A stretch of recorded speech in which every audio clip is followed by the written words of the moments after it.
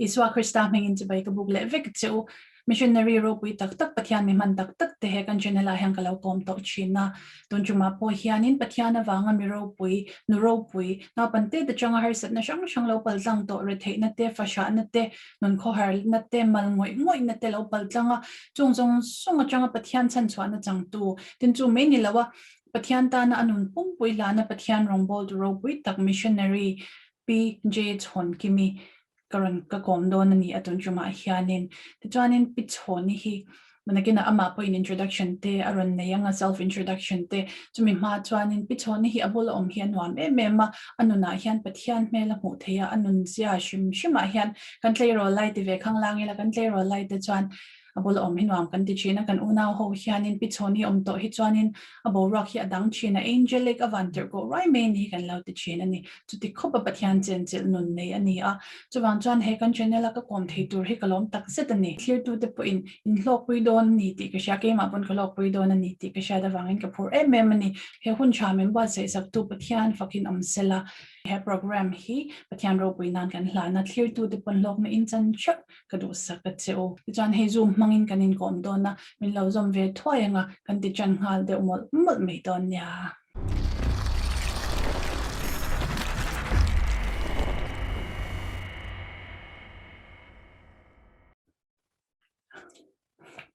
hello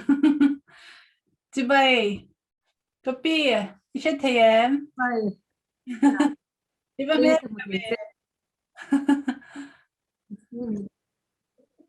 Kain chơi về gì? ina lit to ke kanin kom the hi kalom tak zeta I boy om sia I angeni hun sha kha ka chu ve me lo chuanin ka tia introduction khan chin khan iron lan ma khan tlem ka soi to a ni ma sel nang ma ngei khan han pe la I soi chang thei jok do na chuwang chuanin self introduction ka so I might ko ka lo nei pa jok the ni chuwang chu nang ma khan self introduction ka han pe la dro Đây. Đây. Cái mình chú dễ soạn thì mình cần nhớ thì cái đó nhiều mình mà sẽ đến cái mình cần sẽ rồi thì cái nấu thế đại trong cái mà yang cái gì cả cái đó trả quý việc đó chính thế mà cái thế với nhau khi tiếng anh quý tiếng ta cái này rồi quý tak mà yang mà xem hôm nay ya Pathianin hmuh tir chi a heti anga Pathian England ram ta ya te han swai chi a England ram da ya tanga I chong China a min kom tura Pathian shet tir te kha rawhpui ka te ma severin lali so Krista mingin lam so ka se wan ka ning chu ze phon ti min a ze ka chu song te ni a wan pian mo do nei ke kwa ani a wan kapa le kanu le kapa hi an chi ve tawa tu na yan pa pali ka ne ya panu pani le kapa pani wa ka nei boka chu kan chung ko din mun kha ani maya atu na hi chuan Pathian sara elai aizol ko pui chunga hianin Ebenezer Hospital kan simia chuan the khoina wangin chaplain ni mai ba ka chaplain kam council kani chuan missionary Arunachal Pradesh pension truck thengin ka umasa ni so pariat me ni so pariat kan Mizoram ka thenga pension na chumi tang chuan sta ni so pariat August ni ruka helai Ebenezer Hospital chu ka jointa kumthum complete tape to ani chuan kan na thober chu chuan chaplain chu kan se thona nga ma se kam sarni wangin mamo te counseling ka pe a chuan thoku zinga po khan mamo nam chan ka pe thowa dam lo te chong trai na te le khaten ang Pathian thu mamo tu te han sit ka kan na tho chu ni tin khan ani maya long tak zet ni self introduction kha toite khani ti ani kina kan soyanga kan soi chhoze langa I chanchin te po tun chum hi chunang ma chanchin nang ma tan bik shim khana ni ta ti chanin I lehkhabu zia Hringnun Kawnga Lalpa thil ti mak ti bu kha izia ka clear to the tan khanin he lehkhabu hi hei lo hi pichoni po pichoni hian hei chaw lo hi lehkhabu dang po lo ziak ve nual to a tin hemi lehkhabu bik hi tunchuma chuanin ka han soipui tur bik khani a Hringnun ka Hringnun Kawnga Lalpa thil ti mak ti ani a lehkhabu ming chu heta hianin anaw pante da changa harsat na to dante retheina fasha na tilen nun sha omna shak changa lo pal tlang to na tinen khan aziaka tin in lo la chiar lo ani chuan lo chiar ve ngei ula ti in ka cha du chewa lehkhabu zia anzor na hi annoya description a emolo tarlan ka tumanga he lehkhabu hianin kanuna pona satakin thu soini a harsat na to dante Pathianin na alo achan chwa dante tin Pathian apol dante Pathian ne na chong chai na poimo na tenun kong shim Pathianin na shwai na khatar lang na se mema tin he lehkhabu a easy a hian kapi chon izia alan zinga mi te emo izia alan lem lo te po kha ina pante te changa harsat nai to dante ipian thar dante Pathian ko na ichan dante kha han soi don tala i lehkhabu a khan iziak nol to akhatta soilan chuli ti chui soilanga chai tiang ang khanin kha khan soile tala tero kana panna ya changa ka chantin mo nya chantin hi amak ke ka te kan chantin patleina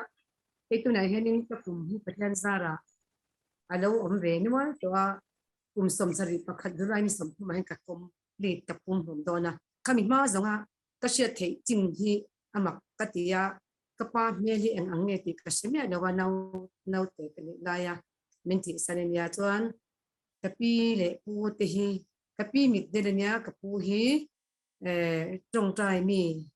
anya Christian masa kapi te kha leite ko san so sang ni le pasari din anya chumia nula pathum kapi ming chu ro thang hutinia nula pathum kha kumriat ka lalpo hlaw labin Christian alo ningat ngata chungmi de chuani sang ni le pasari sang ni sa kha zo som ni le pasari akhan ko han no din de ta a chumi te trong tai na razara zel chon wina re theina tam tak chu sei doina kan sei seng do no ma ro chu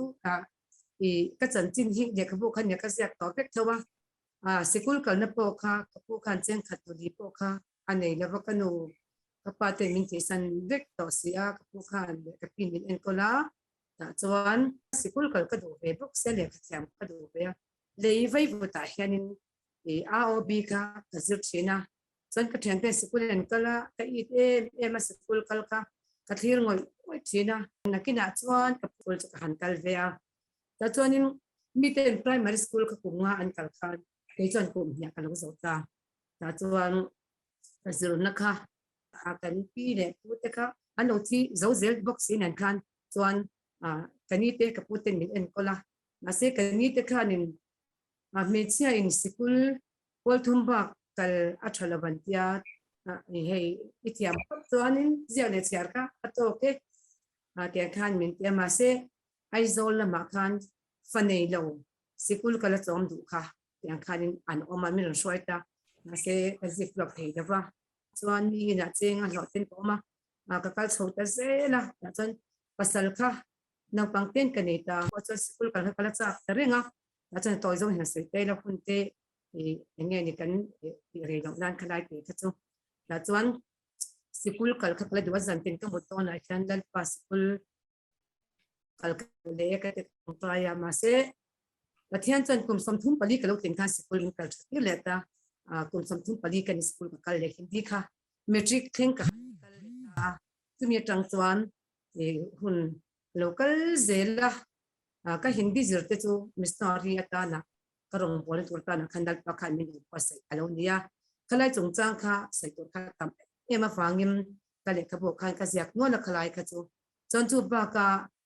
han sai dan du le chu Pathian kha aro pui ema fangim pian thar na kha min chan pir ve ni kalo sai kalo le le lawanga ka pian chan na ka loka khami kha Pathianina min nge ni min no ngai tu asak na bir chu sak ka kwa som sai kwa zulai ni som thum chundar som pani le achan ve akhan nali so Christian ne khan kan lo ni ta min zot na khan kha ka du bir ne khalai tu ka kan bul tan na tak taka chuan hei thui lo pui mo rom bung som hi kan siate ang rompung som na hi e chang le te tang le enge asoi thu chuan in a hna ya che ika le thindung a ok a om e in asoi ani chu rin na thu kan sin hi ani ikai ni so tudal pa ani ti itana mitizi nga ta pathian na kai thu ti thindunga irin chuan chandamin i omang ti hi mi ten thindungin an tinga felna an muchina ka in antana chandamna an boxin ani pathian le khathu in tu ko ama ringa piang an wal thong da bang atia ati ani nai thu ya pathian kai meng do try chuak ta a piang thar ta chemi tang chuan thil hi engeng aran tran chota ta khan kha kha ka pian da mor na mai ba ka pian na tak tak iso krista ka pian na ka achiang tak mai hanim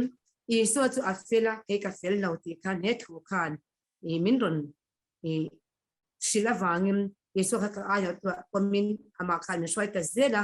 chanchin kha sai tu tam khom mai ke khanim min zot zel mai langin izo lo tin de po lo sai plan te po da ma ya khan han zot le zok mai ka che ale kan sai chau zela nga nya kha kha toy fel khop me I soi thia mani khanang ma khan ti chanin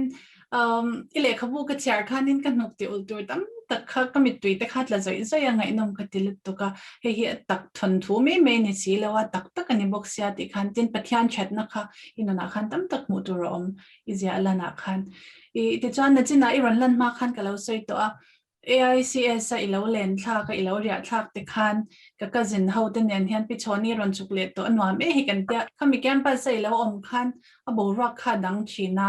amak lutuk azang khai thil kha I bula om hinwan tak zeta chu ka shil ve shim do chen ni china ka soi to thawai ran lan ma khan ti chanin a pathian ro na I chan no a pathian rong I bol nam ha saber le an no zel te kha han soi le tai la tero rong bol da ole ka rong bol dan khan ya khala kha ko hian ne khala ka chen na ka hi ka cha kren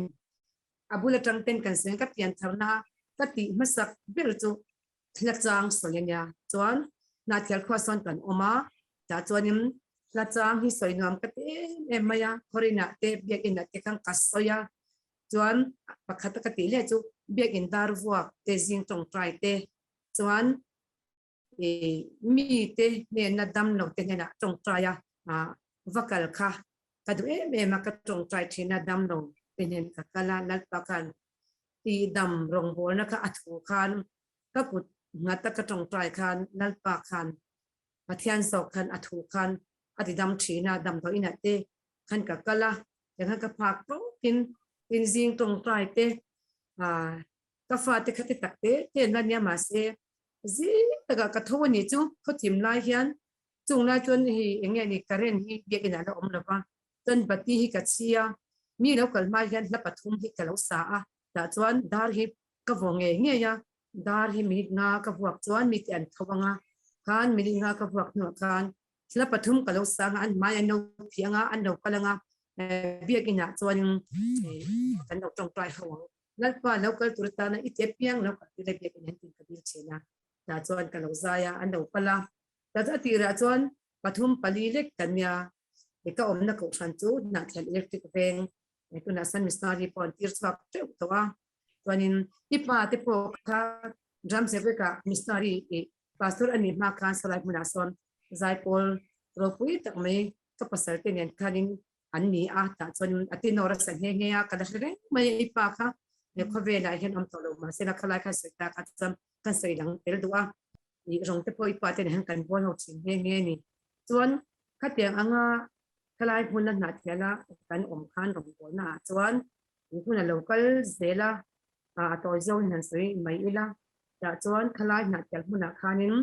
har sanna na men lo kha to ta a ta chuan kan mai tu po nan pa kan ni ta pe ti in pakasita a ta chuan zel ang deuh khan ko oma avan tir ko te hitam tak kha mi ran tir ta ni chu mak tak mai hian van tir ko ka mu na kha mi ka le khabu te po khan achar to te khan an ta lang sia tuna chu ka soi vek lo mayanga van tir ko tam tak vanan tam zet te ka engting e lal pa wana an tam em zia min han si te katia ka mu to si lo van tir ko ka thupuan siar du na khalo oma thupuan kan siara la chuan bung khal kan ka siar zela khan van tir ko o tuitam takri ang pi kha alo oma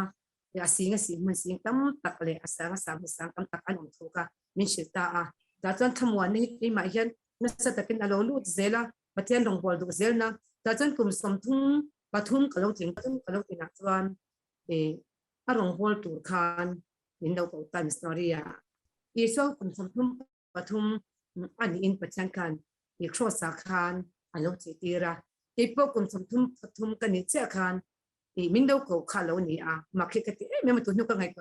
kalom me ma ni chu min ko na hi avan chiang ka tia chu ka rong bol na kha missionary te chuan ka han kal ta missionary ka kalma khan e ka thone chu chum dol ne in tu na son ne te ya kan baptist ko than hianin edik te hei kal swal par te ko te me en ko na kha abul tran tua e lalpa ning da ta chan tum thum ka thok phota chan ti min wa chuan e relief and development no ya e puan three zep tin na puan three cham kan ya Pathian zara chuan kamin ho khanin khate thok chung khan kan hun ola missionary le langin in ba fatapin arun chal rama lalpa ning ko wang ta pakal china chuan a to pa chuan a full tram tak taka kalna kha kalon ne ya chuan sang ni le paruk assembly khan mani in choma khatia nga missionary kal khati kha assembly khan alo khalta ka chuan they recognize ni si ri lo khan volunteer tak khan ta min ma po cha in ha patapin sing sanga te sangi te kaneya ta arun ta chuan kala ta tan thu ka basila tan pon thu ka ba tira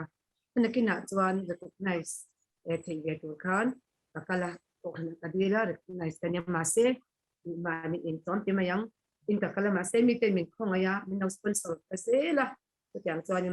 pension thak thengin ka thoka tu na he na duam tak mai hei tu nai pe chuan mi ten thu sil na hei om ta lo bi in pe khom na om lo ke chu Pathian min khongai ta ni chu arong bol tor min ko bang khan mi tinin i wa tam tak oma kan Ebenezer Hospital kwan ta chuanin zing dar kwa le minister matang kabung hi ta chuan achang chuan tlai dar ruk te ka thlenga i tu man khati thleng kha se ro an ti ha lo ma se Pathian na thoka poimo Pathian achang chuan kathim china khatiang khan wa in mi thleng hian lal rong bol na chu achang chuan dam lo mai na kan na ka thul ngai lo ni chu ka dam lo pen ka kal thawa ka thawa lal pan dam na min non pen china chuan afwa na vol te ti dam kan ta ti hian ka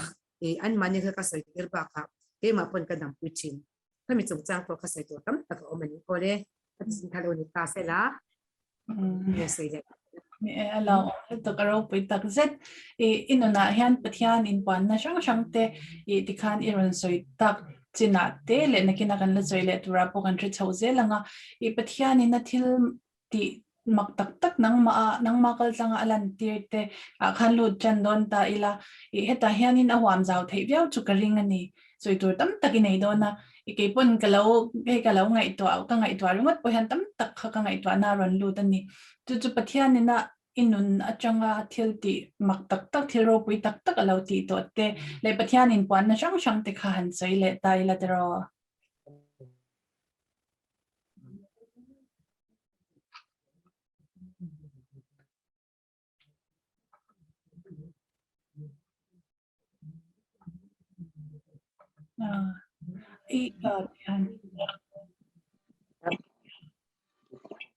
pale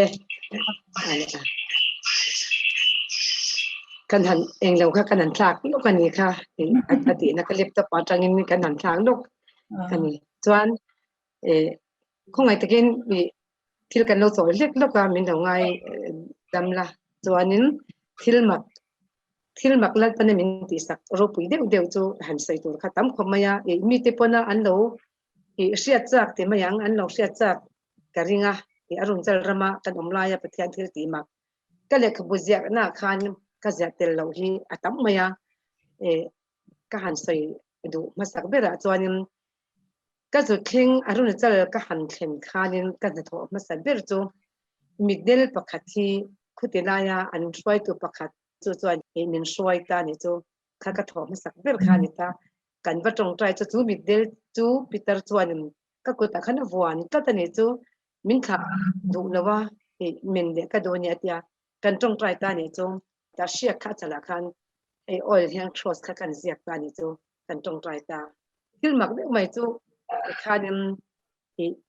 มิดใจเทดอกที่เส้นสร้างชิ้นค่ะแต่จวน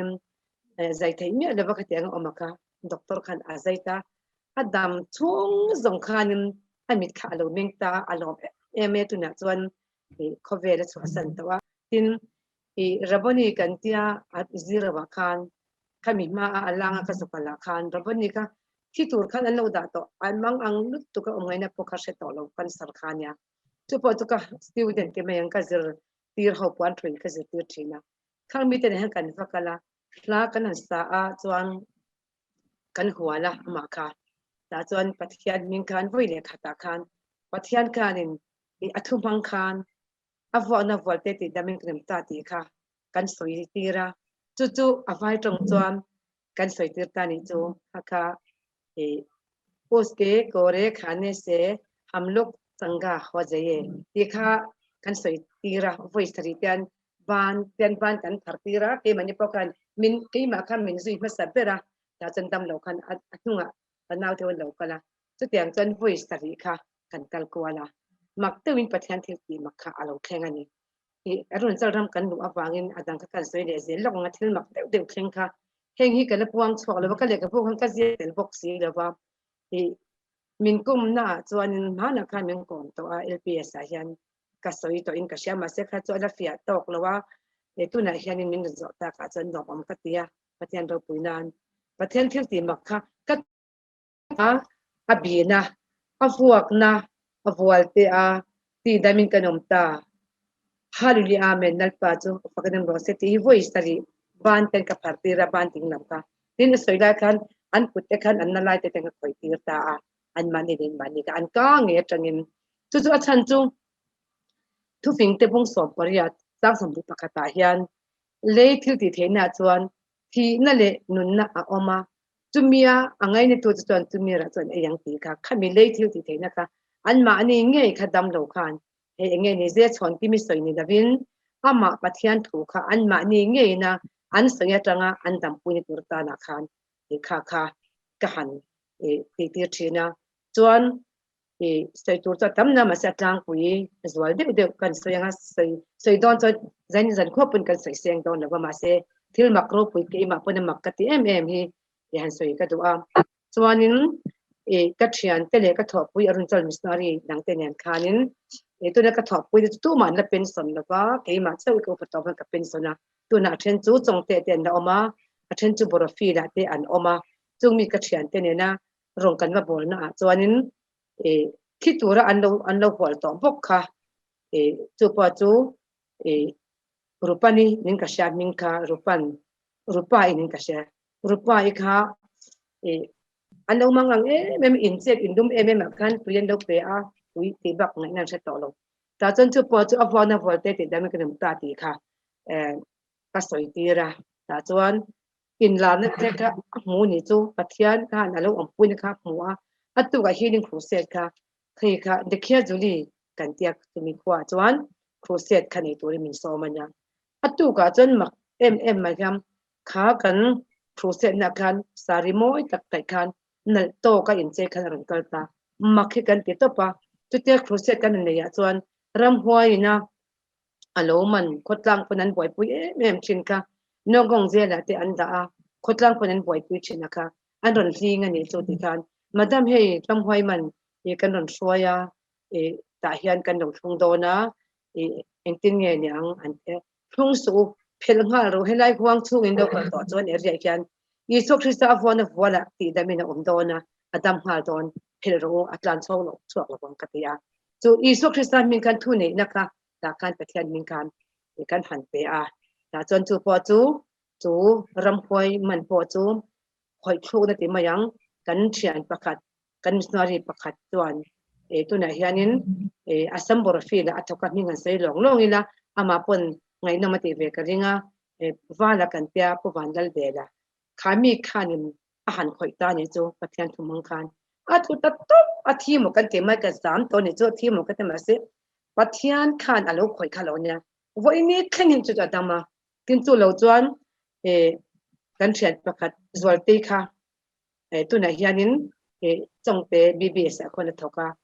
มังไอจวลอันนี้จูจวนนี่คัดเดีย local com ส่งค่ะบิงงงไม่ฮีแต่จนเองปิ้นมากบประเทศเราจวลเตียขัดขนังจังเราคัดเดียขมีหุ่งกันหุ่งช่วงคัดเดียชกคริสต์ปะเทียนถูกกันหุ่งวิกตอนี่จูแต่จวนคานิน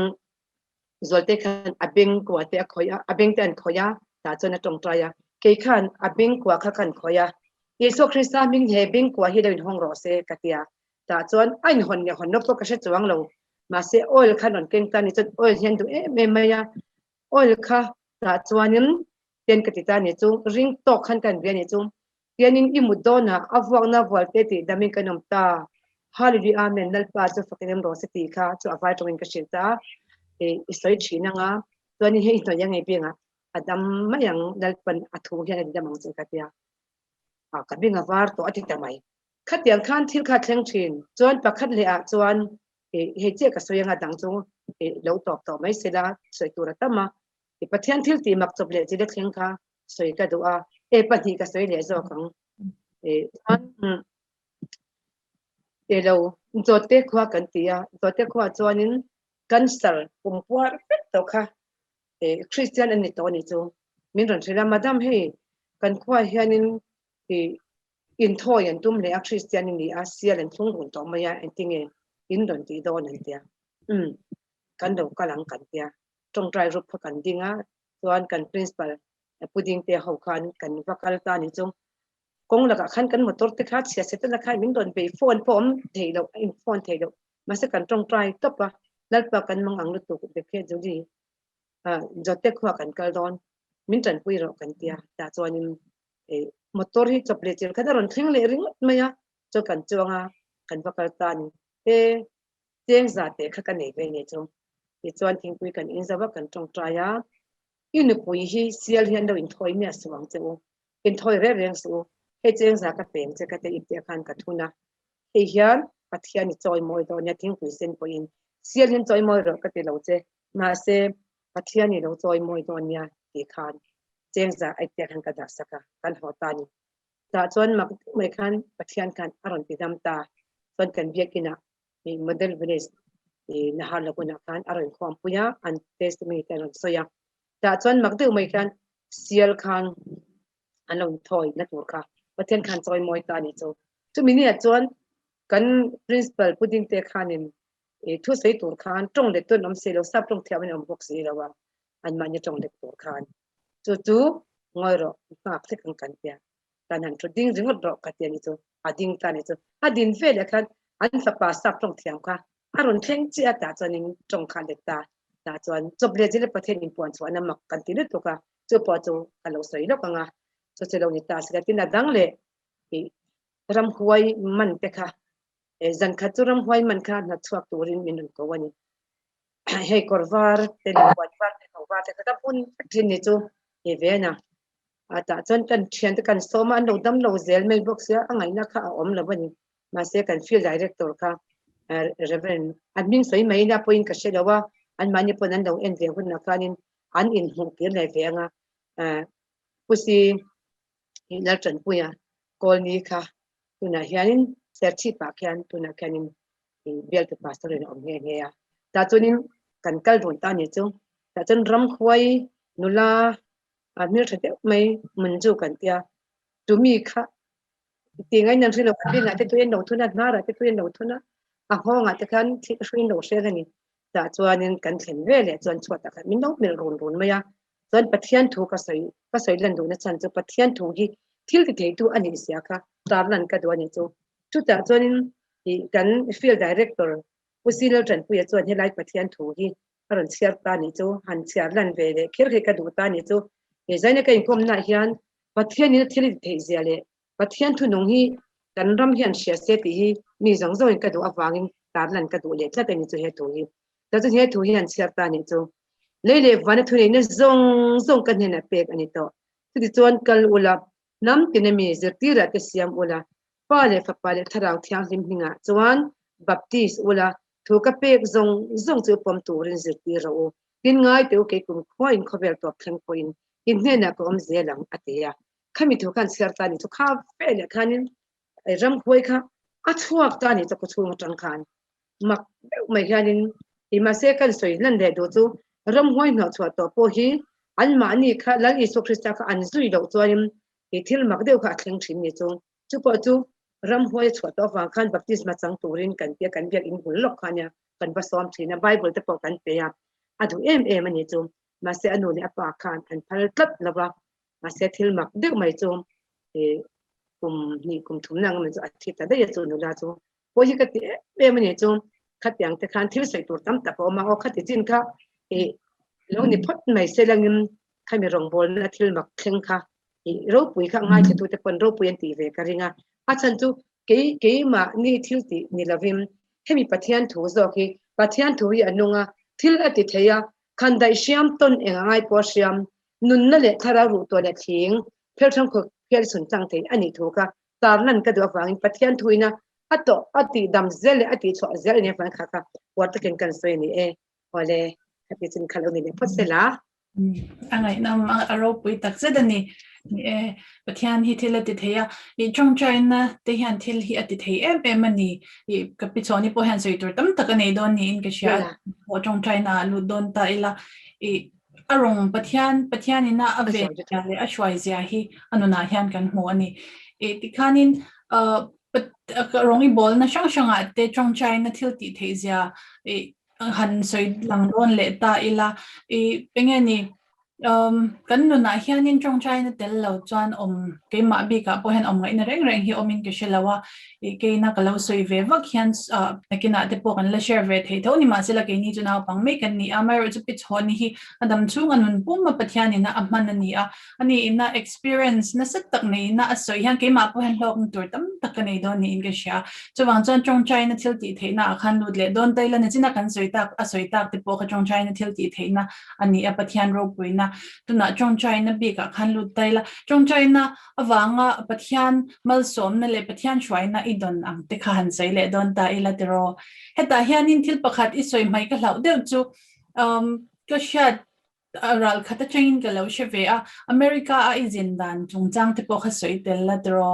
chan Pathianina imamo anga sum le pai te a pek che midang te ta na ilwan chwa dan te kha in tha hrung lo khan soila tha ka te khalai kha I mani in fak na ni lawa Pathian rawhpui ni tur vek thau khan ni si aterot khalai te kha han soile ta la ole kalome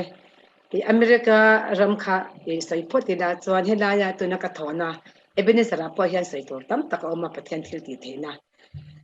kan lut chho zelanga America ram kha ni e khovel puna a focus America ram ro pui tak ke general la chuan Paul thum cha pass kan chuanin Hindi lama ka kal ta ka wang khan Hindi lama chen metric chu kan theng bea e lekhathiam lo hul ang tuna ti chuan hi no pang te tiang chen rek po Paul re khateng ani ta ni chu ke chu general chen Paul thum cha ka pasa kanuna lai chung ka zak ve ma se tu ka zak to lo ni chu ka za lo na chan chu ka lekhathiam lo ni ka Paul niam na hi lalpa rawhpui ni inpuan so na kan a om ta ni chu Paul thum pass America ram kaling am tem te kan te ni chu ta chuanin ka chuang ta zo ka ris ka lekhathiam lo hi Paul tem te kan ni ka ta chuanin America ram a chuanin kal tur khan Pathian khanin min lo ko ve ni chu min ko na dan kha mak he ka te mem chu ama sabira chuanin ka thin dong chunga thil lo thing chu he council hi ka ni a council ka ni khanin America ram a khwanin thathum chung hi training na hi omin ka ring ta ka tong trai the ni chu lalpa training ka du ani council ka ni a chu wang chuang min tan pui ro ka tia ton kan om na hmuna khanin he doctor Andrew la mangaya hi se satuna kwa thoka khami kha anon jin ta ni chu puzawa reverend zawa ne yan America ram a khwanin lawzir ve don ta ilangin kazir ve to ra omangem kam sa kan tian ni chu kariru cha makasin khating ani doctor zir zira om bengkan tiri ko ni chu amma kanya ma se chu le thil ti theina chu kan sai je langa le thil ti theina thleng thi ni e omi a kan college sa chuan mi khwal anga izir ve theina hi a omasin I lo thu ve anga kan class a kan mi khwal anga pia ke ma le la te sa tong po thiam mang hei lo o le ka te kan zuam le ta pani chu a chan chu Pathianin thila ti thei zia ka min hmu tir to na sa ta wang khan ka zuam le ta ni chu o le ka lo ka lang min tran pui ro I dan te po min ngai to pui o le ati ta ni chu ta chuanin ke chan ka tum taran ma ya chan chu counselor hi training hi mi tu na Ebenezer Hospital a counselor ka thok don ti hi ka ngai to lo chung lai chuan ka ru om lo re Allah la de ko thek boka e chu nalpa khan thil ka alo ruwa khan sa vek alo nya chu Bangalore han training donina ka qualification ni phalawa kum hnga ya Velora han training donina kum hnga ya ka hun all in adai do khuta chuan thathum hi kan all thina ka omna ni si nam ji nga chen point roi ka zu tir jan thathum che kum tinin thathum ka ola thathum chu chu mizora ma po ka fate bula cheng tu tin ka kalatin rong pol na mun dang te po ka kal tho boka ka mi thathum chung te kha ka du ani a poisa po ka nei po ni chuang le wa kalman kan zot thin ni chu kalmana chuain up down in thenkhat le sanga thenkhat sang ruk te ani e an ti maya chu po chu ka nei lo re ten poisa ka ka zuam tho ni chu Pathian kan Engkim ati thei ni ti ka sia ka pian thar him hianin Abrahaman Pathian azon dan le Abraham Pathian ko chua dan kha ka pian chua pui ve ka ta Abraham atangyan ka zir ve ka training ve ni chu Bible ka chiar Abraham chanchin kha tang ka zir ta tarin na kha rin chung chang kha ka zir ta tani chu wang chonin Pathianin min do zir tir ve ka ti maya chuanin kun local zel pon ro chuan ngoi te pi chon atia min ran phone ta ni chu kan na chu khwa ya te ka I local thei don ni chuanin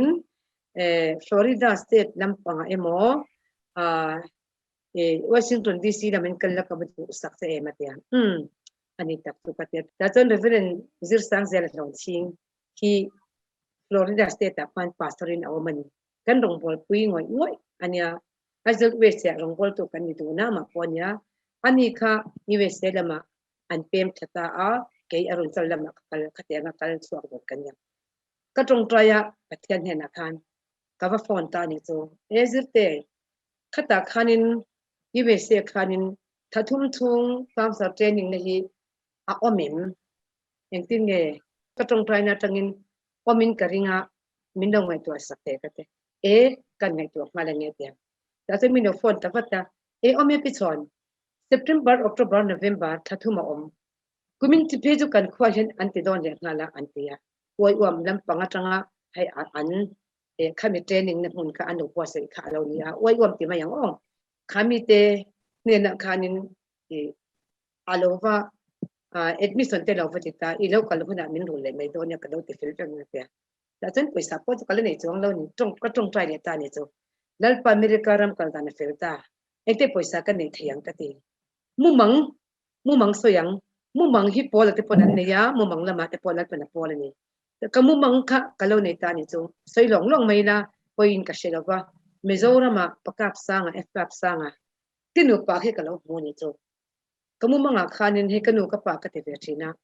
an lo dinga kanu ka pa he I kalo kala ka te kamanga ni chu nang America kala to kan lo tum sakang cheng te mezorama ka khodon ka pakap sang te pa nim tum sak don ka te ni chu ka han hot an dal mezorama chang ta chuan ka han kal ta ni chu kanu ka pa kamu manga he America rama kala to kan tum sakang che min lo ti a ka te I tong trai ho ti ta ni chu kan tong trai ta ni chu kan tong trai ta chu kan thing thia an tong trai di buna kan tong trai mi Pathian mi ta tak tan pui mi an lo ni boka chu kan han thing thi chu kan tong trai zo chen Pathian khan tong trai ro tu na hian bil lak tur tam tak on bil te po bil lian po tu na Mizoram bil chuak theilo tong trai ro I tong trai anga bil kha alo chuak anga nang America ram kale tu I dai dol tu kan tia ele chu che chu ka tia ka ho that ta ni charun chala chan ka tong trai cha chara kanu chuan kanu de ka pa ka tia kanu chuan hei bil kha chuak to nya poisa karun thon do che exam ma mo chuan tia noi khat le singa ka mo a มาเซมินรันทนริสูงวีซ่าพวกกันในละว่าส่วนอีพาสปอร์ตพวกละเสียมพวกเห็ดเราค่ะมินรันทนริสูงมินรันทนกับหมูสีหรือส่วนพาสปอร์ตเตวีซ่าเตค่ะอินเปียกเกินนะครับปล่อยข้างตัวนะตัวบางส่วนก็เตียมาเซรินละกันในดอนพาสปอร์ตเสียมดอนก็เตเซลตานี่ก็พาสปอร์ตเสียมตาเตจูอัฟเฟอร์สินโอ้ถ้ามีจู่กันนู่นเนี่ยก็พอเตจูอันคิดมาเนี่ยขัดเทียมโนเตนี่บอกบัตรเซอร์ติฟิเคตค่ะกันในบอกลงบัตรเซอร์ติฟิเคตพอค่ะง่ายพาสปอร์ตเสียมนั่นค่ะก็เทียนนู่นยามบัตรเซอร์ติฟิเคตเสียมซากระเปียงเสียเป็นเทียนนี่จ้ะเทียนนู่นก็แล้วนี่เลยเดี๋ยวไม่ยังค่ะจุกกระดูเลยสิเดี๋ยวก็เทียเองก็ติโมอเทียที่ดิกตะกติกระดูอเมริกาเรามาขันตัวละค่ะกระดูเลยเราไม่ก็เทียอีฟันตักไอ้โซนหนังกลุ่มสมรุปมินิโตไอ้โซนเพียงเราตัวที่เสียงเสียไม่เทียประเทศเนี่ยเสียกระดูเราคงไอ้ตะกินค่ะขมิ้นพิสูจน์ก็เทียอันนี้ดูเนี่ยโอ้เทียกาฟกัลตากับเพียนนักว่าจอมเป็นตักไม่เห็นเนี่ยจู่พอจะตรงใจเที่ยวที่เทน่าเราเที่ยงอันนี้จนทำโดนอินาโซนเมลเตโซนเอดิกเตเอ็นคนนักทบกติกาขัดตาขานินจงอลเวย์ปัจจุบันต่อตักไม่ขัดมั่งไอ้ตะกินกับเอ็นคนที่น่ะแต่จวนอาเซจุดที่ตัวเงี้ยเพียงทะเลที่นี่จู่ขัดตาติดเหตุค่ะก็ฟอนตัดลักไม่ลงเลยค่ะอุชอนดิกตะกินเลยเตรันก็ละง่ายเลยฟังการเสียมสักกังเจ็ดนาทีละขั้นลงหักไม่ร้อนดีแต่จะมีเรื่องเสียมสักแต่ฟิกตาจวนพาสปอร์ตจะเป็นเสียมแต่ฟิกจวนินวีซ่าพอค่ะก็เสียมจะค่ะหันสวยเลยลูกเวลาอเมริการำกันสวยตักหล่อจวนินอินคัลเทลเราคันอีกโน่นนี่ด็อกเตอร์อาร์เรลโน่นนี่อินักหันเซงอันนี้มินปีปุยาวีซ่าจะเป็นเสียมโดนนี้จวนการลงง่ายไม่จู่มาเสกันกัลสวักตาแต่จวนวีซ่ามันตัวกว่าจู่สิ่งขัดเละสังขัดเละสันนิษฐานเสียอุปปักขัดยันกันคงกันไล่ตักยันอีวีซ่าใครเสียมตัวเองมินโดนเดียเสียมโลวากัดเดียตัวเนี่ยกันเสียมโดนกัดเดียอีกการขันปุยสาปรนทุนหาลังสิ่งขัดเละสังปรนทุนลังอติตาข้าอินทุนจับตรงใจที่ติเทนะกันว่าเสียมตากันวีซ่าเสียมตาหน้าจู่เดี๋ยวกันว่าเสียมากันหักตาตาจวนขัดทุ่มชุ่งกับดิลตานี่จงตาจวนมินหันอินเตอร์วิวว่าจวนยังลัลปากระตรงใจตานี่จวนมาจานกันลัลปากระสับตรงเทียมจงตะกิมมินเราอินเตอร์วิวโรเซกติยาตาจวนเป็นหุ่นนิสัยหัวใหญ่มินเราหักโป้นะแต่ว่าลูตาจงตาคันสับโนข้าเรามินเราอินเตอร์วิวตัวข้านี่ตาจวนพอยสมปังอาค่ะมินเราจอดกันเทียมเวนิจมินันปัทยันกันมินเทียมตีเซลตาวันวีซ่าจูสอมได้เรื่องขามินปิตานี่จูปีนู้นที่เนี่ยจูนินกันอินกวาตากันหิมลุตุกตานี่จูแต่ฉันปุยซาจูมินรันทนเราเรียกติตามินรันทนตาการกัลตัวกับเราไม่จุดเชียนกันอีพวกสิเรากันดีมาเสปีนู้นนี่ออฟฟิศกัลกัตตาจวนกันตรงใจตานี่จูปัทยันเราอินดาเนี่ยตานี่จูลาฮีเราสุกอมปุยังเจติยาจังโตเบรมาเตียงหูโลกเราอันไหนเราอันไหนเทมาเสอันไหนจอกฉันดำคุณทำวางรอมินตีละค่ะกันสัตว์ตอนนี้จะปีนู้นนี่ค่ะดิ้งพวกกันยังไกลกว่ากันสตาร์ส่วนทำวางตะกินกับอมตาเราจงสีทำวางจงสีคำแต่ส่วนอเมริการำจูอีกว่ากันละแต่ส่วนziahteอยากจะขันมินดาวหัวก็อันฟิลไม่ได้อันป้าฟ้าใจมินหัวกันนู่นเองมินดาวบอลสักแต่ส่วนอันนี้นะส่วนรวมเต็มมินดาวบัวใส่คุมเต็มมินดาวบัวใส่อันก็ขนาดมินดาวรูตามินเอ็นกอลฟิกะโจมันตัวป้าจูแต่อินริงเวฟิกกันนี่จูเองมันได้ดูแล้วว่าส่วนสิกุลามินคัลตีร์บอกสับตรงส่วนสิกุลามินช่วยมินด่ามินคัลตีร์ส่วนเทรนนิ่งนะการสอนเทรนนิ่งนะจะมินช่วยพวกอามาใครเอ็ดมิเตลักแต่กันพวกอามาขัดทุ่มกระดิลค่ะทารุกกับพวกมันนี่จูทารุกชุ่งกับพวกตาข้ามีชุ่งกับที่นี่มักเดียวจูลัลปาอเมริกาเรามาเฮียนินยุโรปปุ่นตัวนี้จวนมินคัลตีร์ละยุโรปปุ่นตัวอันนี้จวนมินคัลตีร์สุขตีนี่ตัวตาจวนนินที่มักเดียวเฮียเรา first มิจงตาสติขานิตานี่จูฟลอริดาจวน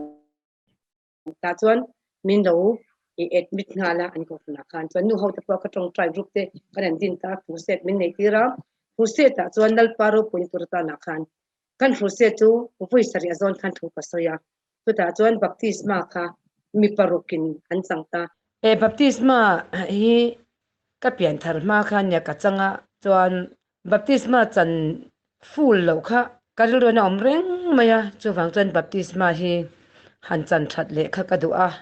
van nei thak takin USA khanin Pathian zara ka va om lai khanin kumsum ruk banga ka ni to a van nei thak takin chan that kum khwa chan that ka du ngoi kha chan that ni hun dem chang lo om ta a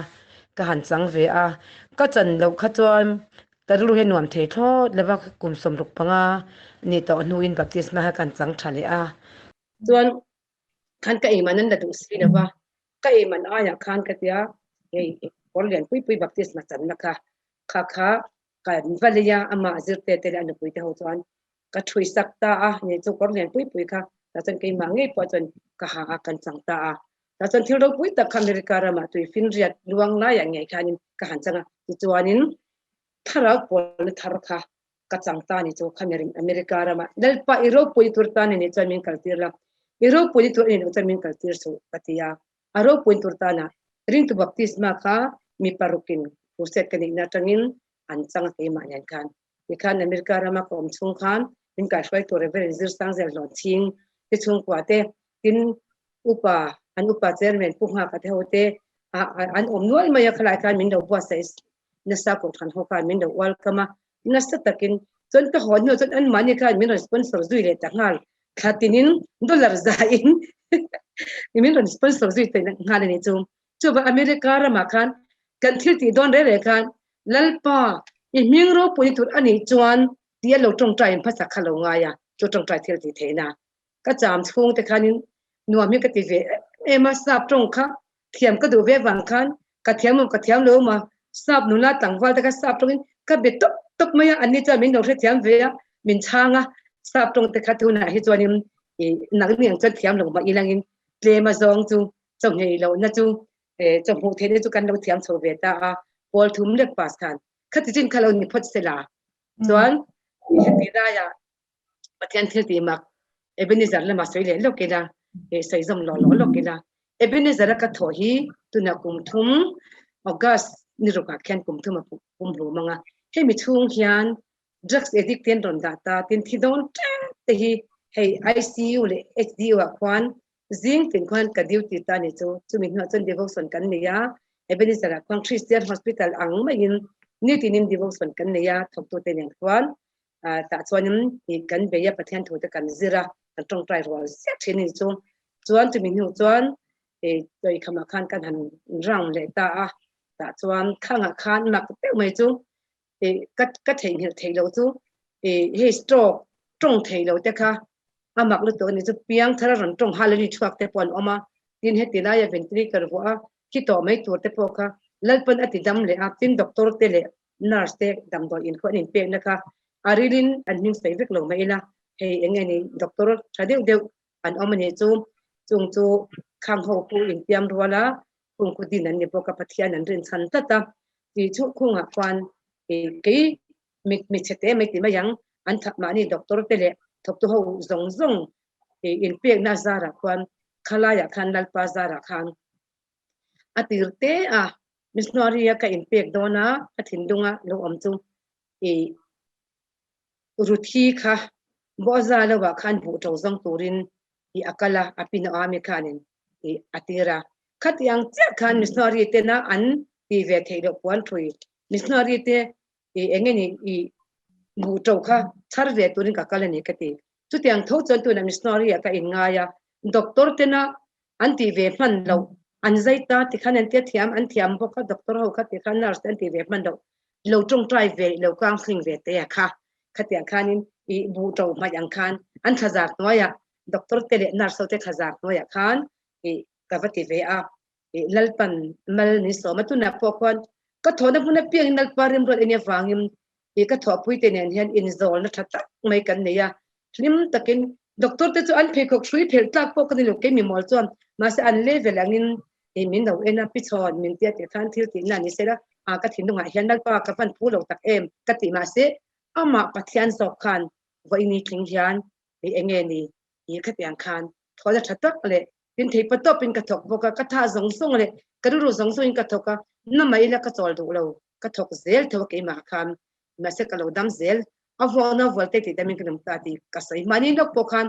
ka ha na a ka shok ana boka kamang hi ang khome ton sil kha ton sil wang na thina ta chuan tulkar thum lai kha ka te khan ka ha na a la shok na boka tu khachu avona volte ti damin kanam ta ti ka ruma chuan dam doi na khan rum no am de min siam sak ve a ta chuan thingkhat avona volte ti damin kanam ta ti voisom sari kan soya voisom ni ka sari lai chuan tharau ni polta kan mi tui ta ta zai soya ta chuan voisom sari ka soya tu ta chuan pathian thulo thleng ta a marin lalpa boy nu kan ni ithong zel ka chunga thling ro se ti kha dam lo na tang khan malsawm ro pui tak mai kha ka lo chang le ta a nal pathian thu anga alo khen kha kan lo dan chon mai kha alo thani ti kha mi shila kadam ta wang hei voi ni khen yan kha kha lo ni phat sela ti ro Angai na te me rawhpui tak zet ni mani in zet takin ti meyang nangma phei chu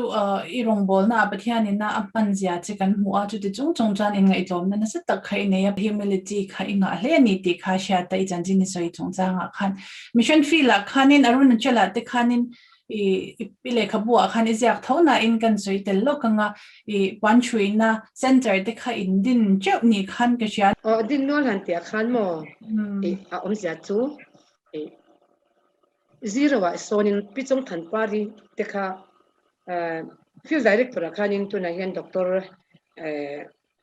Reverend Dr. Rin thanga kha field director ani pichong than pari kha school a hotu chuan a hmain ka tong try thina ni te han an soi le lokela lalpa arun chala kwan school siam na ka fa pai tho tir ver tin ka tong try thin ni chu ma chon khan arun chala min ko wang khan ta chun pichong than pari le lal khan omale ka fa pa lal ma chuan chuan bulan tan ta chi a khamia khanin pichong than pari khanin arun chal company ve wang khan e chuan no ka fa pa ka chuan a pya lo i fa pa om pui pai nya ngai puan throi zir tir na hi min ron pui la ron ti te i dinang miang atia ta chuanin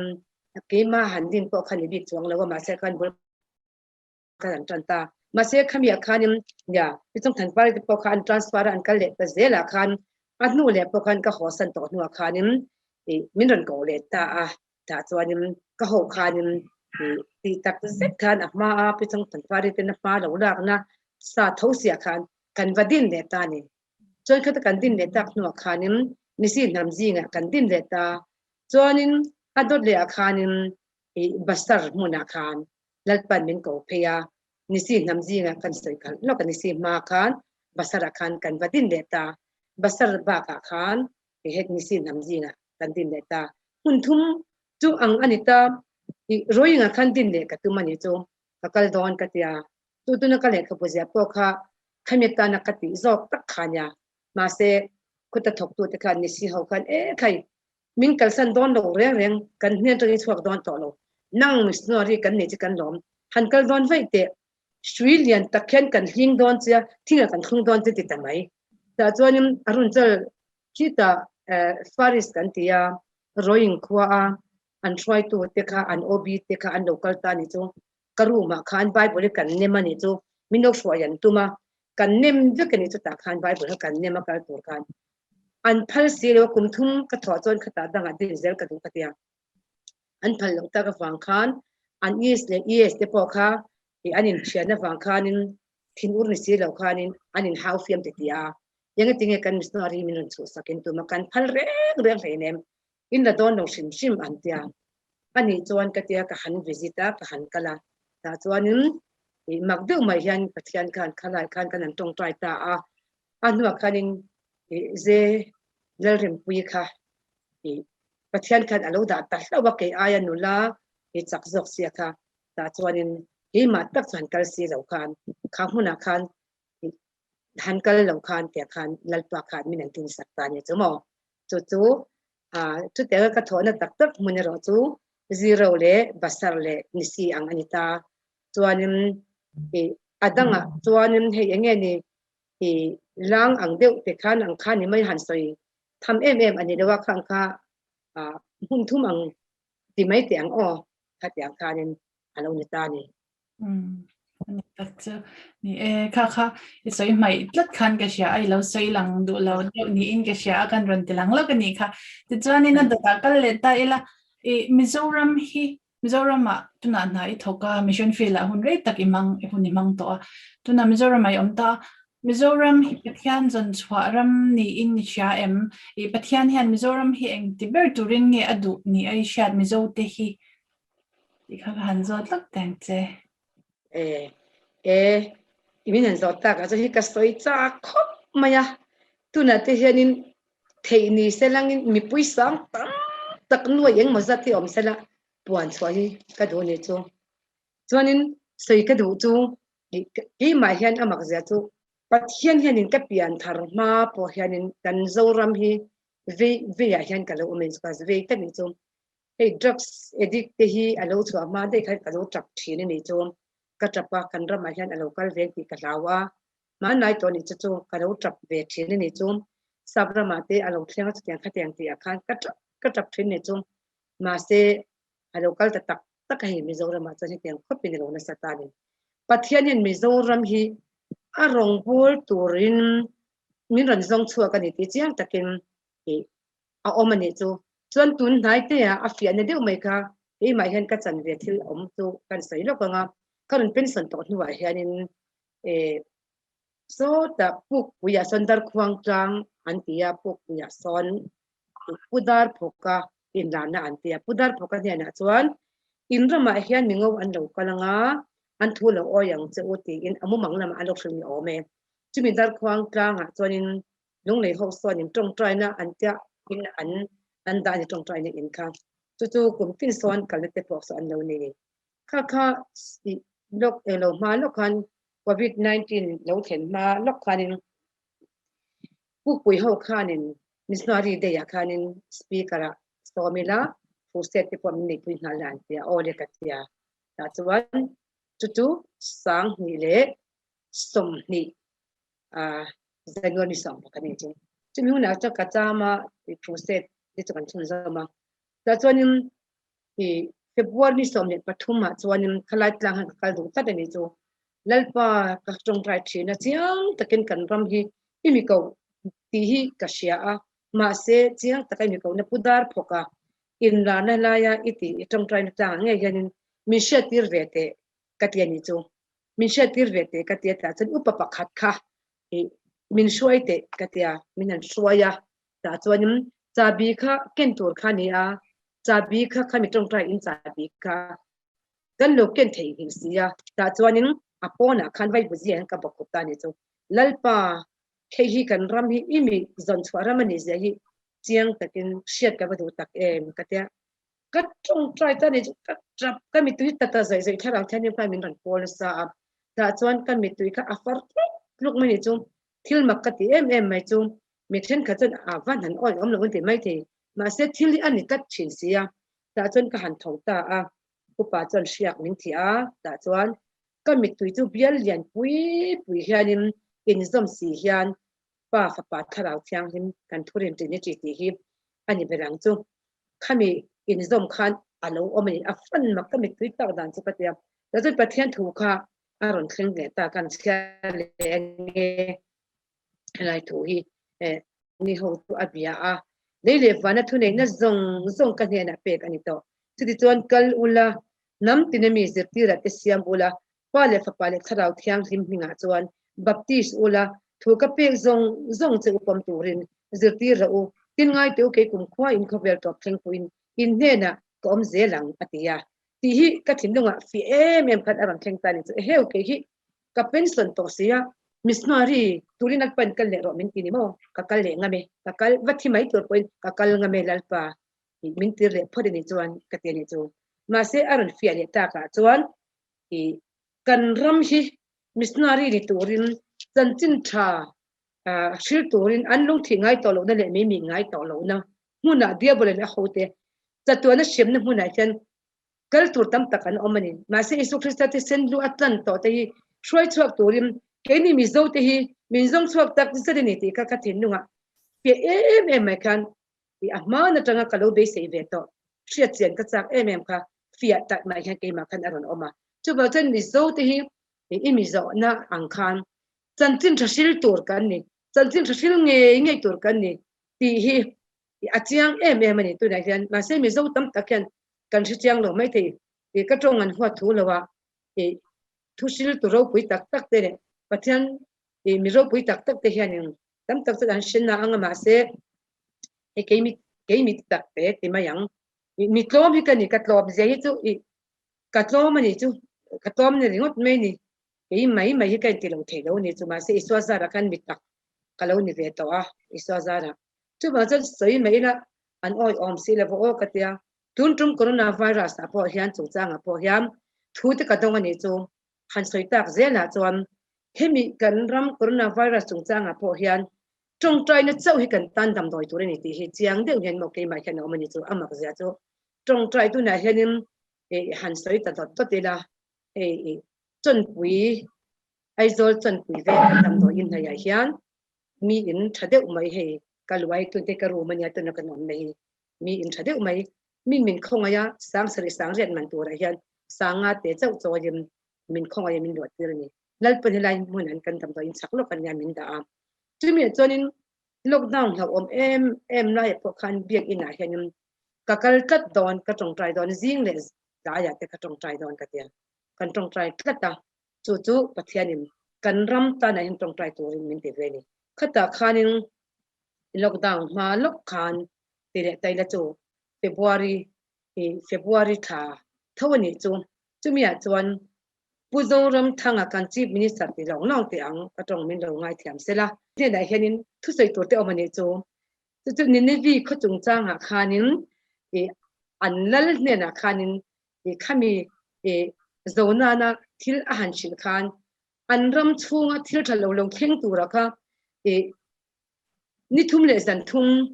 sai puan sinin rante point engma tu in su setin thu athan tan lal khan khami akhan anram chunga thil thalo ti atum ka pathian khan anlo thul ta ni chu pathian khan thul ta ni chu an tong trai ta ni chu keima khan fia de ma khan theng ni chu tuna hian theini sela he zai na po hian rampum pui MKC kan tia mizoram hi mi ko than try to pol sang thang izom kom hian tong trai an roi an hoi ko ta zandar saria khan kan tong trai tok nge ni ke ko ka tela khami kha ala tok la ni chu kan chief minister nge hian khaile sai puan cho ngin ni khat chau chu cho ngila in tong trai te ang u tin ama o ma thu khian pathianin shet tir sar ti ka du to ka vakala abulen thu hi vasoi hi ka du ni chu ma se vakali le vasoi la tu na ri chon a hun lo nge nyang oi om si le va emo kala cha som box si lo corona lo ni box si ka thin nu ngai hi om chat mai ni chu wang chon he kan lal te hian man lai chon lal an ti ta ni chu tu na kan chi ni sa te lal ni ta ni chu tu na hianin uzoram thang a hianin ati lo chuan alal to lo hnuai hian nakina chi ni sar dang hian aran ti dol zok emiang o ti ka ngai tu anen om reng ta ni chu kan ram hian in hei voina kha zaina khan kan ngai thla a voi tam tak hete anga tong trai ho khat koi khat ani to an tia ma se ka sia the che kum som sari pakhat ka theng don ka te kha ka sia the che na hian sarkar ang zong hian lom thu sei tong trai na te chong hei sai pon chong heya sai pon se ne voi khat ma na om lawa ko thlanang lai me thane ngai chon da mol pon ti pawani hi ram pum khuak hian rama hian thei te ngai ram mana Israel ho te pon ram ma an lal ten an te thin ni chumi chu kan rama hian thil tam takhi zai nen zan khwa pon sei langin soi hi atai don lo ka sei sen don lo kan thing le mau tu ne hian dam doi tha em mai te lal pan min hu chwa tir zela hei limbu hi kan rama thadu mi chu hei limbu tui sor hi tu na po kai ti na sa ni chu heng ti state don te kan thuk lo puang lok ve ni chu kan ram chu chang a hian ka awa tu la ya hian na thla chuan hei state kan ni don na state kan mi a chuan the to don na sa huan ka siam ro thei ra kha atawanga huan thai nei tha kha an ding chang don te ka ti ve ni chu shet ti ni ka lo dong ve thin zol ni chu kan ti hauk lo ma se pathian kha no pangte ta tangin ka lo tri ema wangim hei si set pakhat poi ka ti hlom ngai lo ni chu chuk chu po kan ti hlom lo a chan chu sam za som ni le panga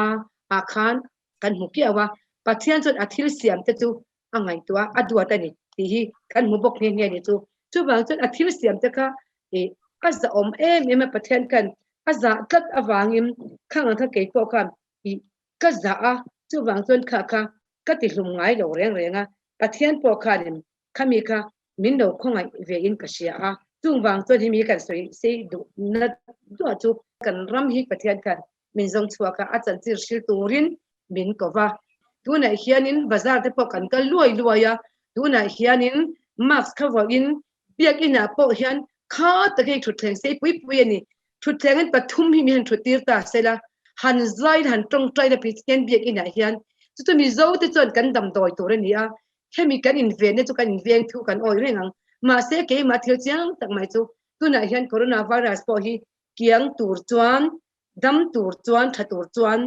biak ina nge hian Solomon ne na khana indara Chronicles panina bung sari chang som paruka he mun tong trai na hin kamit le ka thindung om kum kho tong ti fia takin kai min ram thre ni chu ne biak in hi achang chon ga ga te dam do in ka kho ni chu biak ina kalut ram thini ni chu zinga ka kal ram boka he mun en pa thu ka lo sai ka te kan ram ta na pulpit vuan nge ya tong trai ka du a pastor zong kan ram phai to zong le he yang ni ko khana thok tu zong tan te chu wang chon voi na hian rin na in tu na hian Pathian ngai sak an ne yanga athil ti theina an oi lawang ti ni nu thil lo thlenga hi Pathian thil ti theina chuan biak in a hian min han kal tir ta sela chu kan soi zau du na chan chu min zo ta ka chuan chenchilh shil turin min ko pani chenchilh shil turin min ko ba arong bol turin min ko pani hi ni min ko na chan chia chu ti kha kan soi le ton ni chu du tho takin apoi mo le mei thel soi chu lo ngai thla ve vek sela lo en ve vek sela clear to the pon log na lo chang ve sela ti nge ni duom le mei ti chanin thil dang zo du che kala nei box si adanga kan peng le to anga tuna hianin kum somsari pakhat itling don ta a ti chuanin mihring dana chuanin tuna chuan ka lo nge ni chol ve po ka du to a ti po han ti la ome an ti puyang che mi zong po in ma sela nangma kan ti na atele inun ke en hian chol me hi ila tum lo hmel ni han langa chuwang chuanin i vision le i ma chop te nge ti in ka zot le phongang chenga arem dan angin min chang le tala nge han ti chho ze li tum ti kha i vision le i ma chop te khamin han shil le la dro le kalome ne ka vision ka soi mind thil pakhat chau tong trai lut zia khanin zing tong trai hi chhoni tu khachukal lola cheng noi khat ka peng che po ti se ka du lo ni chu tong trai lut zel tong trai thil ti theina ka tong trai ta zel ka vision hi lo lang thin ni chu he i lalpa ne min shet ti rang zel ka kala lalpa pon min ho Pathian pon min ho tin tir zela tunan vision kala nei chu he tu na ka fa te po hian kan mu chu missionary i tong to yu pato boxia han ol ve to mai o mate fa te o ka ol theiri lavani vision dang pok ala nei ka tia ka vision pakhata chuan hian in chhawngthum ka sa anga in chhawngthuma chuan a hnuai kha chu enge ni ka tar chom tur alu man tur nge nyanga missionary chom tur nge nyang lalpa na ti ni ta sela chuan alai kongpui ana khan alai akhan kan omanga achung chhonga khan Juniper Calvary Counseling Center kasiam don kateni tumi omzia chu khami kha kalo chua tir sang ne som pariat tha khan September thabela kon vai reng te an pastor kamin soma visit torim chu ta chon Bible ka chian na khanin Juniper thing nuaya Eliza kha amut tung changa khan fiat tiu khan Pathian kai min biak na kha lo om ta ne chu ni somdi zan somdi akale turtana atel lo na tura khata jini partnoi khanin vantir kawin chang e turon pek te kha ala kale tura kha khamia khanin le loking ni somdi le zan somdi chongei hi i mana khan alo thinga kangam ngai dewa ma se chu jini par kalbi counseling center chu kasiam dona wang dal pani siam te dona wang khan tun lockdown lai khan rem chang e maya ni somni le zan somni chu kan hei ve ten lalpa ka te ma se ka upat awangim azon khatiani ni somli le zan somli ha kazom lawa lalpa aremem zing somli ngei taila adot dia zan somli ngei taila ni somli ta ni don chu katia khan aremem katia chang ka bebe tani so tu minyo chan ram no ya hianin ni sari ngeiin kalila aremem kateli a chuanin nau pang te me yang ke rol anula pakhat missionary in pedu oma kan fo khane mi chu khami khat ne khang kang kala chuan biak ina hianin ni thum thung hi darkar sari engma tui po in davin kalta ila tailal pa polina afiang pathian o te khatia chutiang chuanin ka vision kha amah ka vision kha afian to zel khan tong trai kha ka done chu kalim ta em pathian zara hian chumi zuni par kalvari hi counseling center amah chuanin kalvari counseling center hi kan siamanga kati atuna ka thopui doctor mingte te bola te pasri chini ni chu itan ka soya hai ku siamate te ka chila bena ma se chumi policy violent ya heta ebezer hospital ka thop ma ka visit open ka fan ko na chon zuni par te kha alo thing ne ta ni chu wang chuanin zuni par thing noya khanin zezebili ral lawa kha eliza amuna khan ha chol nan zuni par kha alo mang se enge fiani chu ka se chuang lo na kha eliza kha van ter khan azupia ke po khamin no biak ya fang khan chu tin tara chuan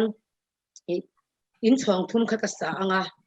amuna ko na thial mun kan ina songan ka te kher khar ni chu chumi chu ka do na chan chu biak in nai te ni a tarte tiang hol point biak ina te khan ka kal thenga biak in hi ka do ema pathianina ain pon chona huna ni tat biak in hi ka tia chu ta chuan thota na khan dar som pakhata kan tananga kaidar thum thlengin thole ni thlengin ni lai kan olanga chuan azir ni lai thotran le zir to indin ni sunday kan olanga chumi chuan mi mangang an lo kalanga pathian thu ka lo kan lo silanga tin thopui polal panin pek karinga chu ta chuanin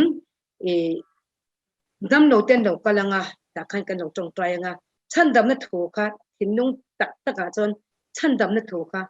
kalo sil zelanga tar te pot ni mele ko hi to tar don ka shet lo ni chu tu na pokum samsari pakhat kani don ko hi peter ong in om theilo re reng ni chu a ring ma jet acha ha i o hi ring mangi min ka china chu sorry pathian zara oring tak mai te kala nei zelanga chu ka dam hun tole chumi hun tur tak po chu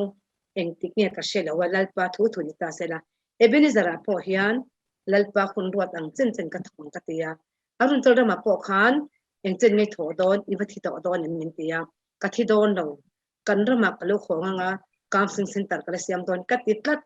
chon ahming kha arun bel ta zel counseling center ka tia khan kalvari arun bela tuna chon zeni par arun bel ta ni chu alola a omren ka thinung chu ma hian chu wang chuan chu in chhawng thum la sak tu kum samsari pakhat mini in chhawng thum la sak tum chu ma se lalpan lo ngai reng ro ila nau pang ba lalpan min ti sakanga ta chuan chumuna chuan chu ka vision nung bel alo ni to a i aba adang chu vision ka nei to la ba ta chu eng mo chen khalal pan min tho ti ranga chimi chu in nuam tak khalal pan min sak sakanga naro pui tak lalpan ana thok pui ka ne fangim min tho sakanga chum muna tang chuan Jerusalem thara kyan in nuam taka khan wang lo lalpa fa nan ka han loi ve tang chu ka ti mai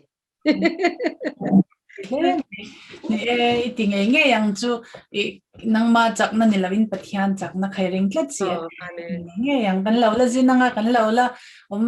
la en veang chu in te po kan lo la tla veng an kina te po ro pile me kan in kom the chu kolom tak zeta i boy om si a karon bek chi po khan I thelo me khakringa ma sila pathian rem ruat ani ti kha ke ma khan a chang ve bok si ti khan lo mana kon hlu tak min man puya kolom le me I atop lam nai don ta ila thil hlu tak ro lu treasure iron chop chwa kan ni he kan YouTube channel a kan da don na kina po the tu te panan hlawkpui don ni ti ka sha na kin zel thengin kan da don ni chuanin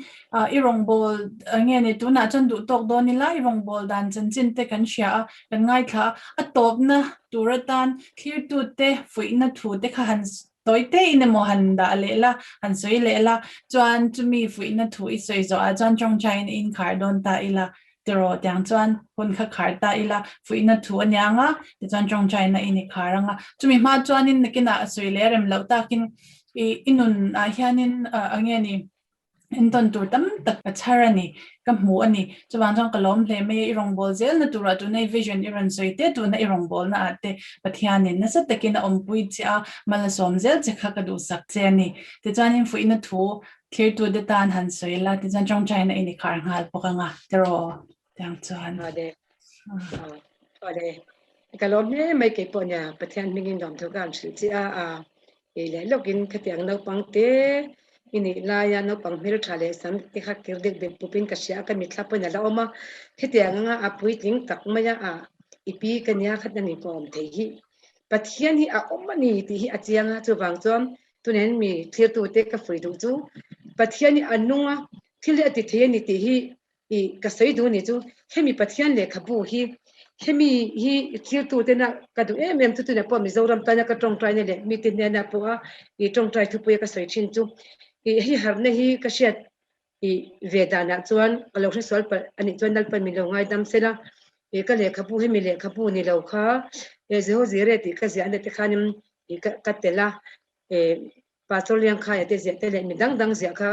library mi te ka zong kho ma kha nga mi kha ka en kha harna thlen na hun te khatia te katia tun harna alama ba pakhat chu hemi Pathian thu Genesis atang revelation thupuan chwa thleng hi hemi bu somruk paruk bu hi hemi hi mi zo Pathian nam ina anam khan chu kan ni lo na ma se azon chuaram te hian he Pathian thu hi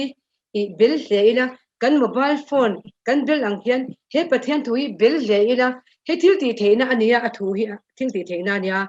sam zale pasari chang som hi a chuan athu chu atir thuaka anni chu atidam thina an borol na lakata a chan him thin ti kha a om le ngala atam ema tin Pathian thu hi anunga thil ti theya khanda siam ton engai pu siamani ati pokanin chu walchen ka cha du em chu thil cha du tam tak nei maila ka cha du ber number 1 a chuan Pathian thu hi ni tinin chiari latin I piang thalo te pokhan chiar selangim Pathian thu khan aran pian thar tir theidona tin tu na hi phejan ni nong tak tak kan thleng to a kan boruak te khovel thil mi kan han thlir hianin thil lo thlenga hian ni nong tak tak naw ve tan tir na ani ti hi an soi hi Bible na soi hi adikin ka ringa thil lo om dana te chuan ona coronavirus kan lo ma chon dana te po hian a Engkim thil ti dan zong songa hianin ni nu ngani ti kha chiang ani chu wang ni nu to kian I alat lai da ve adam ate hian Bible hi chiarila ni tinin tong trai ne hi voithum tale ma voithum nei theilo poin uluk takin Pathian nen hian dar kar chan ve mo dar kar khate mo in poli nei theu taila chumi chuan thil tam tak kha ran sil do ni chu te kha te chuan amro pel ro te kha ti ro in ti ai chuan min Pathian thu kha alo siata alo pian thara alo tong trai chuan Pathian khan a hruai doi ni Pathian nung ema chu han le talokina I dar ka huak thin I ka ti jing tong trai kha khami la ya khan ka huak dar ka huak ma khan mi dar huak ka kal ve tan ti ra khan katlaya ni hoi kha chu shami ka ti tu ka ni chu lalpa nak tu zinga hianim I om tak tu ze ani chuanim khongai takin dar nga alarik lo na mi nga men kai thoro tin Pathian nen ka tong trai ta ni chu tu ta chuan han harta dar nga alarik lo ne mi nga cha lo omen Pathian om chiang ani ka tia ti chuanin rin na khan kan kal so ta char so ban kan Pathian rin hi a om chianga hei tun na yan Pathian ring lo Pathian om ring lo Pathian om lo ti te po an lo chuak khiala manikan kan thian kan thopui nar se khan kan devotion zo hian Pathian om lo ti ring tlangwal kha pi chhoni hian han tong trai se ka vatu em ten lo tia khatiang hial te po kan mi zo zinga te mi zo min ron zon chwa ram je kan om to ni Pathian om zia hi chu arun chol dama ko om lai khanin kan then oma hit in akang ani chu lalpa khongai takin pindan pakhat khu zwa to te han ti kang lo to te kan out to ni chu ta chuan pindan pakhat kha alo kang le pa ma se akang thoba chungka suitcase te kha kanga Bible kha akang lo ni chu kavakalta ni chu kavakalta ta chen Bible kang lo kha ka enta ta chuan khami chunga mi te kha Pathian lehkhabu kang lawa Pathian thi in ring theim kavatita avai ni thlengin an chungin Pathian rongbol turin taka an lo tak nge chu wa zet Pathian thui voina hian tha thlam la vela tong trai ila Pathian min pek testimony te hi enge ni ser ta zel bokila thupui bera nei taila he ke po soi to mun bokha soi po hi aza thlak chuang lawa khatenga re theili tukle khatenga piang chuak kan ya wang khan khovela hianin hete ang din hun hete in tha te le na tho na tha te kan thok veng ki po kan ngai to phalo ma se ka pi le pu kha an tong trai tata kanu te khan tong trai tata Pathian an ringa ka u kan u ka berte an tong trai tata chuan kan no chuak ta chu tiang chuan kan tha chong zela ke po ka tu le ka fa te po tiang hian Pathian rongbol tu Pathian du tu an lo ni chho ve zel in tha chon na khan an la ni zel don bokani chu wang chuan voina hian mi pui min thlet tu zong te ne na ka cha du chu Bible khani tin cho kan e yang in chiari le tong tai pukila ti hi chu ka du ma chu ka thu cha thei ni sela alo me i tong tai u hallelujah amen nalpa chu fakinem ro se hallelujah amen nalpa ming ro pui tak chu fakinem ro se hallelujah amen nalpa ming ro pui tak chu fakinem ro se hallelujah amen nalpa ming ro pui tak chu fakinem ro se hallelujah amen nalpa ming ro pui tak chu fakinem ro se hallelujah amen nalpa ming ro pui tak chu fakinem ro se hallelujah amen nalpa ming ro pui tak chu fakinem ro se lalpa ka van lom te nul em voine hian o kan nga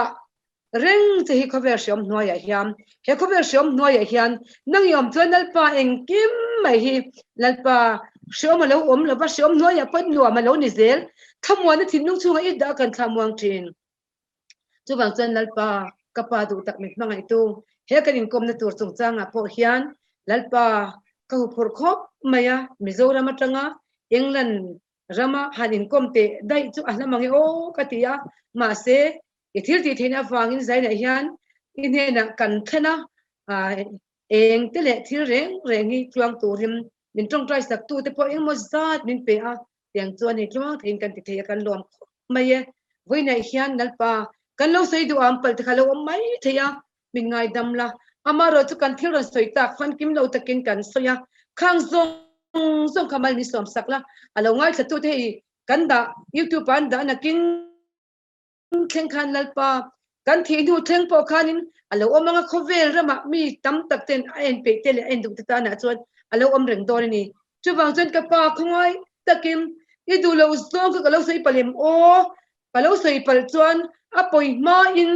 lalpa min lo cho chiat sak le la amaro chu lalpa zirti de thale zirti de dikte alo ni chuan ka sei zong ka ka ngai dana ka lo sei ya chuan a tha in ka sia a ma se alo thalo pal alo ni thaya mi chual le mia kan ya wangim khongai takin nangman min ron tran puila min kom tu kan na du tak mai si po nangin malsawm la kal ni tur zela hian an thung ko po isok krista mi mal ka soma tunen lo en tu le ngai thatu zong po